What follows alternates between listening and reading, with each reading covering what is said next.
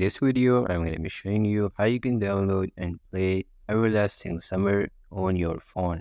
So first of all, what you want to do is you're going to go ahead and open Play Store on your phone, and then you're going to tap on the search box at the top of your screen. After that, you're just going to type in here the name of your game, which is Everlasting Summer, and then you're going to search for it. After that, you will be able to see here your game on the front page. So you're just going to tap on that, and then you're going to tap on install. And once your game has been downloaded, you're just going to tap on play option. After that, you're just going to wait until your game assets have been downloaded completely. And once it's done, you'll get an option to select your language. I'm going to go with English right now.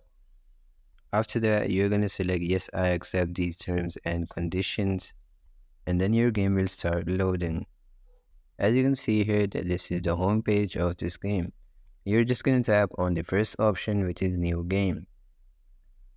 And after that, just tap on I understood. So Everlasting Summer is actually a visual novel.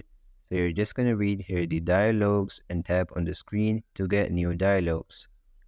In a similar way, you can tap on your screen again and again to see the rest of the story.